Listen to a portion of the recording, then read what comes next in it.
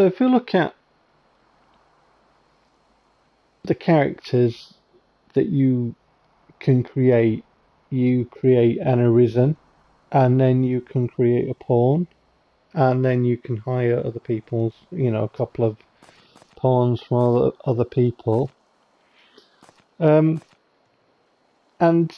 they have different moves that they can have based upon their vocation, upon, their fighting style. And skills, they're called. So, for example, my Arisen here is an assassin, so we can equip 3 skills on daggers and 3 skills on the bow. We have a choice of more skills than that, and you can mix and match. And then you get core skills, which are learned as you progress, as you earn leveling up points. And then you have augments, which you can acquire, again with experience and stuff that you earn in a leveling up kind of way for your character. And then you can spend your points that you build up on your augments that you can put on. And you have, just like your skills, you have more, but you can only choose, a specific number. Just like you can with your skills, you can only choose a specific number. In this case it's 6, we can only have 6 augments. Just like we can only have 6 moves in total, 3 for the daggers and 3 for the bow. The warrior only gets 3 skills that they can use for either their longsword or their, hammer or whatever. And the rest of the pawns and Arisens get to choose more skills than that, but the warrior is the only one that is restricted to 3. But everybody gets the same amount of augments that they can use, but you can unlock different augments depending upon the classes that you level up as. So there is opportunity for you to be creative with the way that you want to build specific fighting styles, both for your Arisen and your pawn. And your Arisen will get more vocations to choose from, because your Arisen gets hybrid vocations, and in turn that gives them some unique augments that your pawns won't have. But yeah, you can do all that, and that's going to be a point that I'm going to be talking about in Dragon's Dogma 2, because it became something to talk about. It became a difference.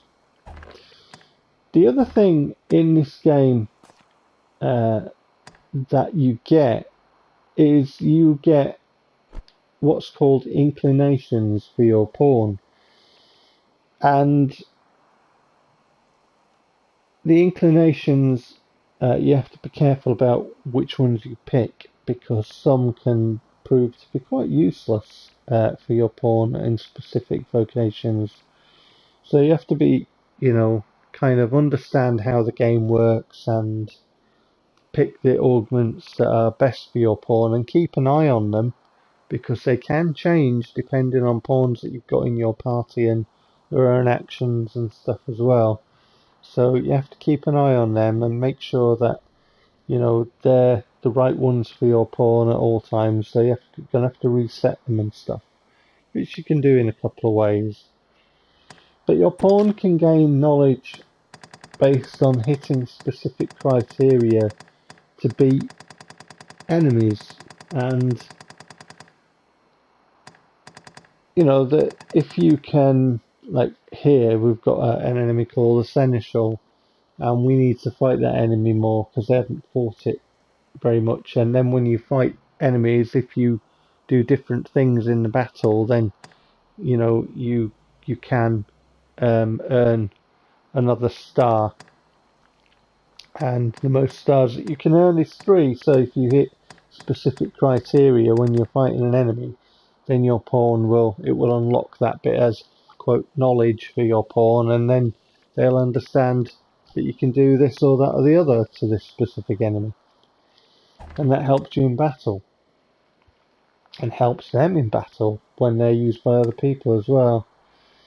And similarly, they can get knowledge by wandering around different areas as well. So, you know, there are things that you can do that will then get unlocked for your pawn in the game.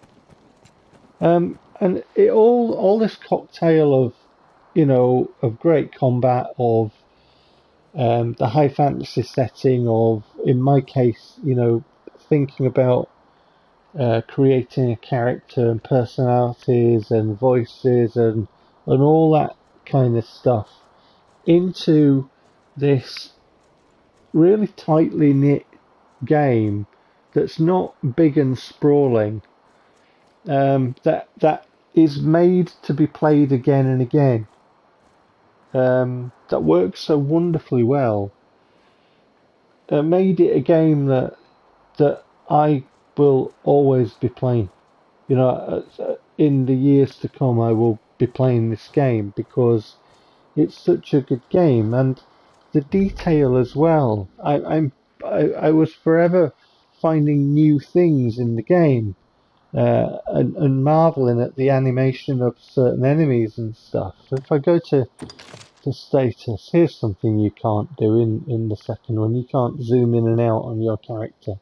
But if you do zoom in and out, you are treated to some beautiful, really beautiful detail, fine detail on close-up on different pieces of armour and different weapons, and, you know, like the daggers there, they've got a pattern on them, and depending if you've got a magician who can imbue your weapons or your party's weapons with electric or ice or whatever, those patterns that you see will be illuminated in such a way as to really bring out the details and the patterns in things. It's really quite beautiful, this game, to look at. And you know, the atmosphere of it as well. Atmosphere is something that is lost in a lot of games, but this game has it in spades. And by atmosphere I mean the sounds in it, you know,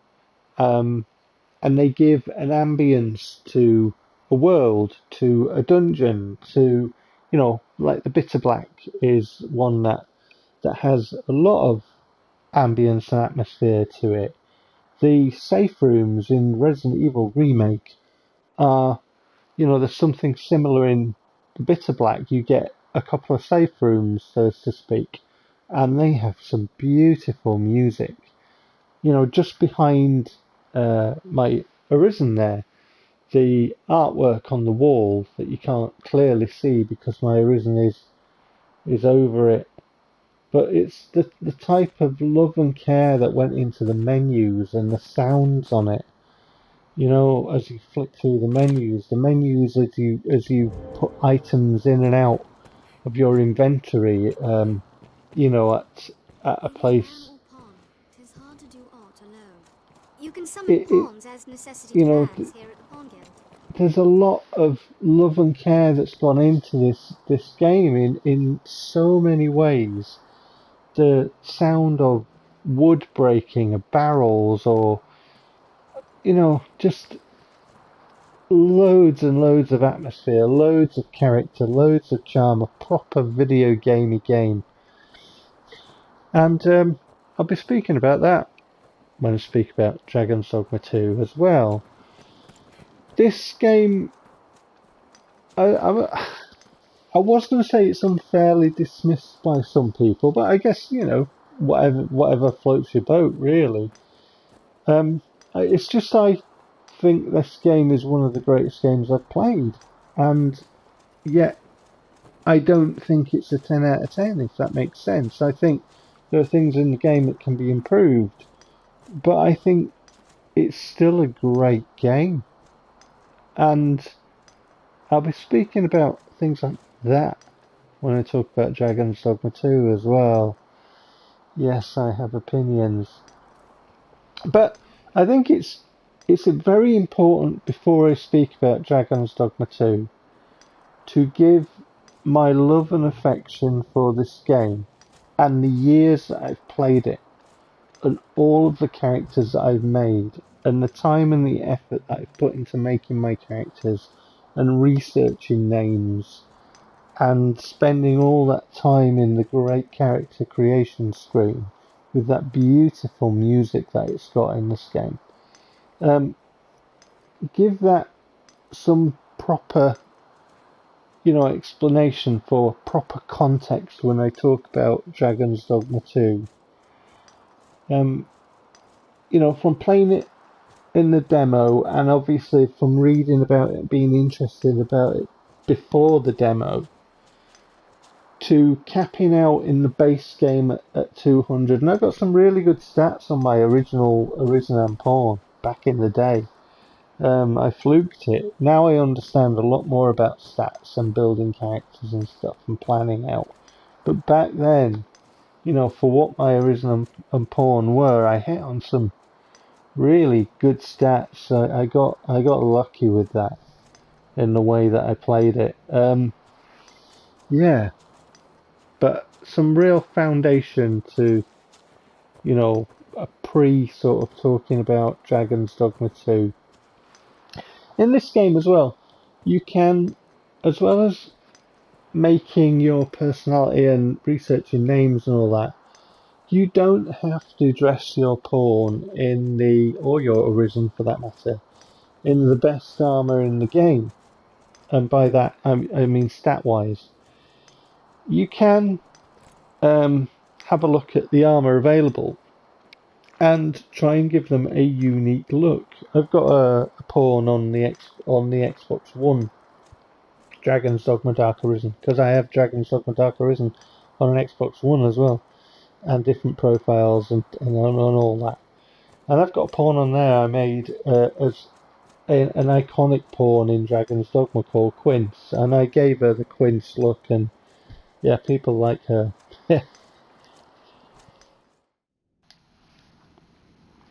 So this footage of Dragon's Dogma Dark Arisen is after you've completed the Seneschal quest. You've had a fight with the Seneschal and the pawn of the Seneschal, and then there's something, don't want to spoil it, don't want spoilers, but you have to do something and then you get the ending of the game. Now I thought I had the footage where we beat the dragon at the end of the first portion of the game, because it's split into working up to beat the dragon, and then after you beat the dragon the world changes, and then everything leads up to beating the Seneschal. So I thought I had the first kind of the ending of part one, if you know what I mean, and the footage of that with your love interest having because I speak about it later on. So later on, when we get to the PlayStation 5 talk of Dragon's Dogma 2, I speak about the love interest and what happens with the dragon, and I thought I had the footage from Dragon's Dogma Dark Arisen to do with that, and I don't. I have this footage instead. However, what I will say about this footage of this lovely book showing your journey and the pawns that you've hired to completion of the game is that it's very indicative of the love and the care that went into that kind of sequence and the cutscenes and everything to do with when you beat the dragon and your love interest. So I don't have that footage, but you do get the point that everything is beautifully crafted in this game. A lot of love went into it.